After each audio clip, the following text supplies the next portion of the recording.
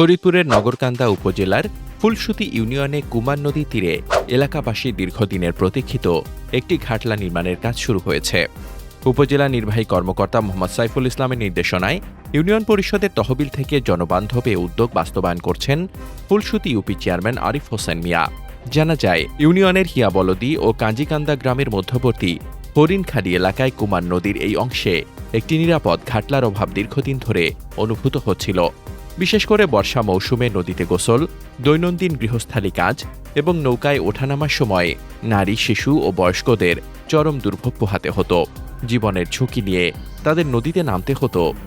স্থানীয়দের এই দীর্ঘদিনের দুর্ভোগ ও দাবির বিষয়টি বিবেচনায় নিয়ে নগরকান্দা উপজেলা নির্বাহী কর্মকর্তা মোহাম্মদ সাইফুল ইসলাম সেখানে সর্বসাধারণের ব্যবহারের উপযোগী একটি ঘাটলা নির্মাণের নির্দেশ দেন। সেই নির্দেশনার আলোকেই দ্রুততম সময়ের মধ্যে ইউনিয়ন পরিষদের অর্থায়নে ঘাটলা নির্মাণের উদ্যোগ গ্রহণ করেন ইউপি চেয়ারম্যান আরিফ হোসেন মিয়া।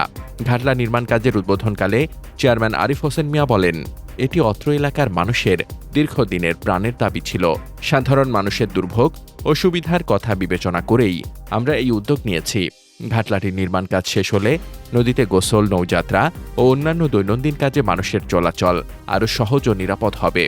এই উদ্যোগের সুদূর প্রসারী প্রভাব সম্পর্কে তিনি আরও বলেন, আমরা আশা করছি পরিকল্পিত এই ঘাটলাটি নদী ভাঙন রোধ ও নদী সংরক্ষণেও ইতিবাচক ভূমিকা রাখবে।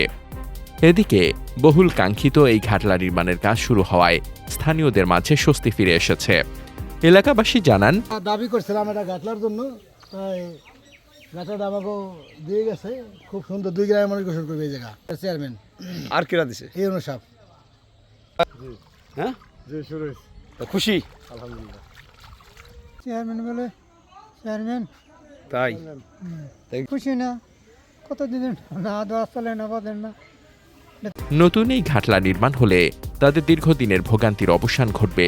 এটি নির্মিত হলে এলাকার মানুষের দৈনন্দিন জীবনযাত্রায় ইতিবাচক পরিবর্তন আসার পাশাপাশি নিরাপদ ও জনবান্ধব নদী ব্যবস্থাপনার একটি দারুণ দৃষ্টান্ত স্থাপিত হবে বলে মনে করছেন স্থানীয়রা।